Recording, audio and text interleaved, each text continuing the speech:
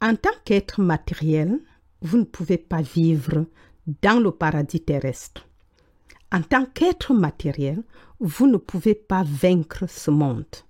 Mais l'Esprit de Dieu en vous, réalisé en tant que votre substance, regardera vos voisins et se verra en tous.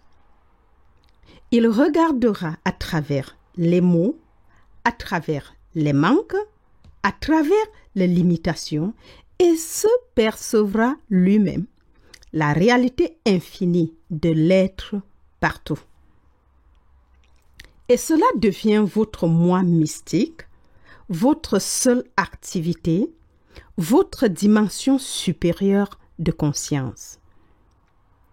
L'esprit réalisé en tant que vous regarde et voit votre univers spirituel.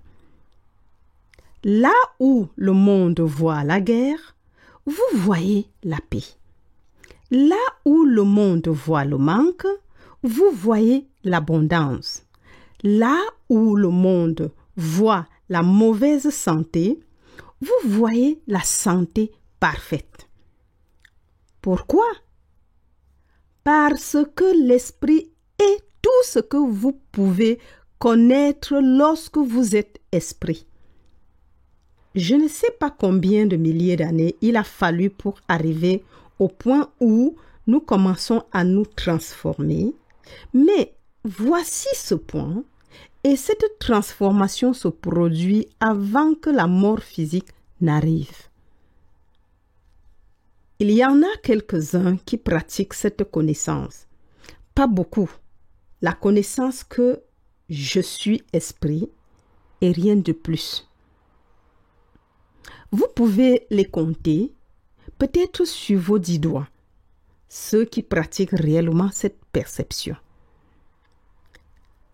C'est la voie la plus étroite possible et c'est la seule que Jésus ait enseignée. Ainsi, aujourd'hui, ceux qui sont nouveaux parmi nous et ceux qui ne le sont pas sont tous confrontés à une simple vérité. Soit vous réalisez que je suis esprit, soit vous rejetez l'enseignement complet de celui que l'on appelle Jésus, le Christ. Et si l'un d'entre vous peut trouver quelque chose d'autre qu'il a enseigné, autre que je suis esprit, j'en serai très surprise. Cette prise de conscience est la vôtre. C'est une renaissance. C'est comme naître à nouveau. Vous n'êtes plus des mains, des jambes, des bras et un corps physique. Vous êtes quelque chose qui ne peut pas être touché physiquement. Vous êtes quelque chose qui ne peut être vu avec les yeux humains. Vous êtes un nouvel état de conscience et cet état de conscience n'a pas de limite comme une figure, comme une forme. Il peut seulement apparaître comme Jésus, mais il n'est pas là.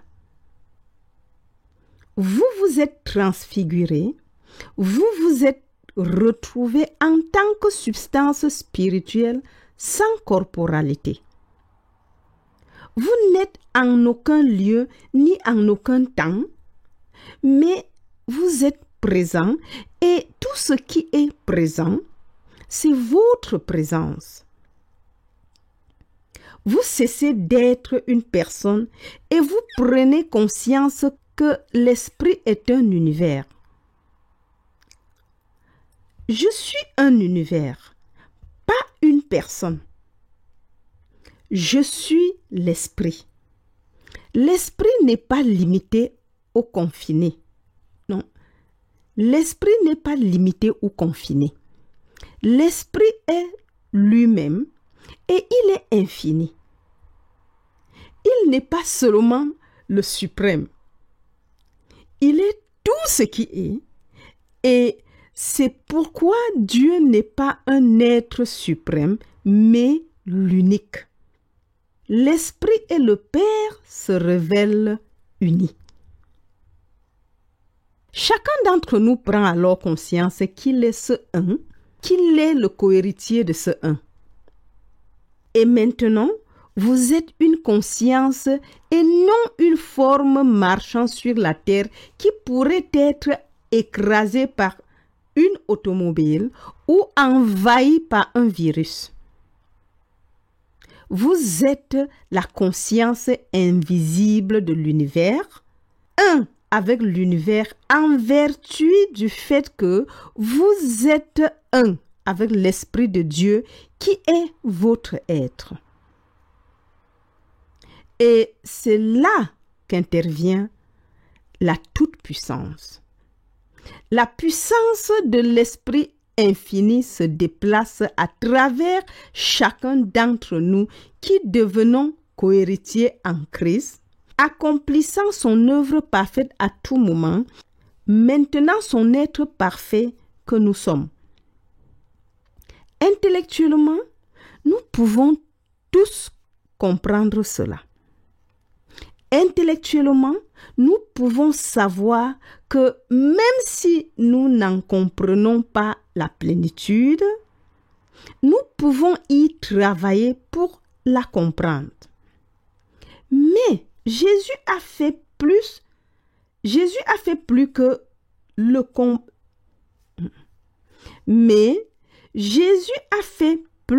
comprendre intellectuellement. Il est devenu cela.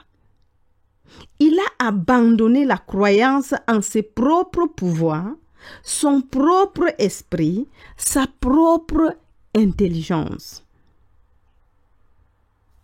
Et cela ne se fait pas par le biais de citations, de sorte que même la Bible elle-même n'est qu'un moyen de vous élever plus haut dans la vraie Bible.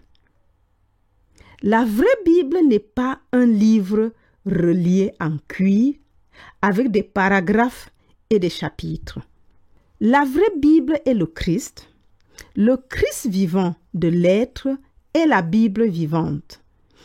Et tant que vous n'êtes pas devenu la Bible vivante, cette Bible n'a pas accompli en vous le travail requis. Je suis le Fils du Dieu vivant. Et lorsque vous devenez la Bible vivante, l'Esprit vivant qui se déplace à travers vous et tous ceux qui font partie de votre foyer spirituel est la loi de l'harmonie en toutes choses. Il devrait être clair qu'il n'y a rien dans tout cela qui dépasse nos capacités parce que nous n'avons pas d'autres capacités que celles de l'Esprit lui-même. Et si vous restez vigilant en éliminant tout ce qui, dans votre conscience humaine, nie la plénitude de votre être spirituel, vous découvrirez que vous êtes rentré chez vous, que vous avez fait un pas bien plus grand que la plupart des religions sur la surface de la terre. Vous êtes en train de réaliser que le un signifie que je dois être cet un. Sinon, il y en aurait deux. Et tout ce que je fais, qui n'est pas la qualité et la nature de ce un, doit être une fausseté que je dois crucifier. J'apprends à vivre comme le un dans le un, activé uniquement par le un, en regardant toutes les formes de discorde avec la connaissance qu'elles ne sont pas de ce un et sont par conséquent illusoires, impuissantes, inexistantes, n'exigeant rien de ma part pour les supprimer ou les améliorer. C'est cela la fidélité à votre identité spirituelle et c'est le Messie. emportez ces 3 mots avec vous. Je suis esprit. Et en dehors de l'esprit, il n'y en a pas d'autre. Et en demeurant avec eux, vous sentirez naître le vrai soi. Vous comprendrez que c'est le message de la Bible. Tous les passages que je vous ai donnés précédemment dans cette petite liste sont un modèle de vérité, montrant que Jésus a parcouru le chemin de la réalisation spirituelle, libérant l'humanité de son identité, laissant l'Esprit se révéler en tant qu'être omniprésent sur terre. Partout où des formes apparaissaient, l'Esprit était réellement présent et il a ensuite dit que si vous pouviez laisser cette réalisation devenir la vôtre, cette puissance de l'Esprit que j'ai révélée sur terre fonctionnerait à travers vous. Soit vous croyez en lui, soit vous n'y croyez pas. Et croire en lui, ce n'est pas personnaliser Jésus, mais ne rien personnaliser en réalisant que la voix qui a parlé à travers Jésus était le Christ qui a dit « Je suis au milieu de vous. Viens à moi et je te donnerai le repos. » Lorsque je me suis demandé intérieurement comment vivre en tant qu'esprit, comment vivre dans ce qui est au lieu de ce qui n'est pas, j'ai reçu une réponse inhabituelle. J'ai reçu une réponse inhabituelle. On m'a parlé des 12 pierres de fondation. J'ai donc immédiatement consulté l'Apocalypse où elle se trouve. Et ce sera le sujet après notre brève récréation. Voici la lettre d'un homme de 85 ans à 3 heures du matin qui se trouvait sur la montagne de la Transfiguration. Si je n'accepte pas ma filiation, la conscience invisible, incorporelle et spirituelle, le premier-né, le Christ de Dieu, alors le voyage sur la montagne a été perdu et inutile, et je resterai un simple humain inexistant. C'est pourquoi je suis le Fils, le Christ vivant de Dieu, et c'est alors que l'unité est apparue et que la plénitude s'est installée. Dieu est tout. Tout de quoi? L'univers est tout ce qui l'habite. Dieu est mon esprit, ma vie, mon âme, mon être. Dieu vit en tant que moi, écrivant cette lettre, se révélant sur ce mont de la conscience. Alors, n'y a-t-il pas d'individu dans ou sur cet univers? Non, il n'y a pas d'individu dans ou sur cet univers.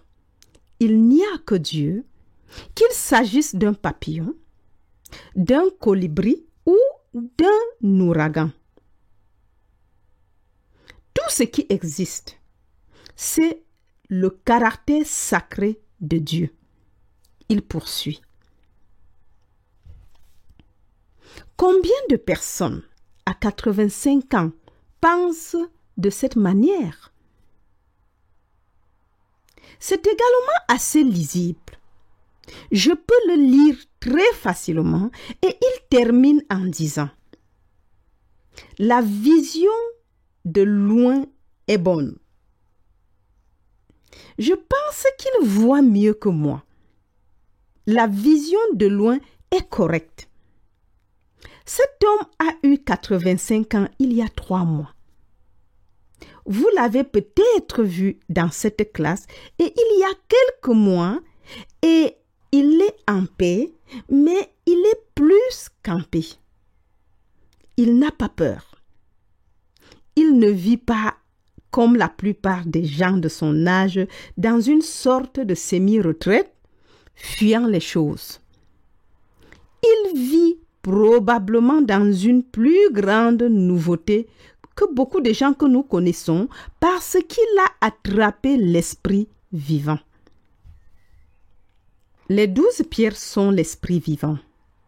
Nous avons appris qu'elles sont assez semblables aux béatitudes lorsque Jésus révèle que « Béni soit l'artisan de paix, le cœur pur, celui qui a faim et soif de justice. » Nous constatons qu'il nous donne vraiment ce qui deviendra plus tard les 12 pierres, mais il y a un modèle dans les 12 pierres que nous devons examiner. En parlant d'eux, nous sommes dans la Nouvelle Jérusalem, dans la nouvelle ville, la nouvelle conscience, et ces 12 pierres se révèlent être les qualités de la conscience du Christ en action. Lorsque vous êtes dans la conscience du Christ, ces qualités sont les vôtres. Et lorsque ces qualités sont les vôtres, vous êtes dans la conscience du Christ.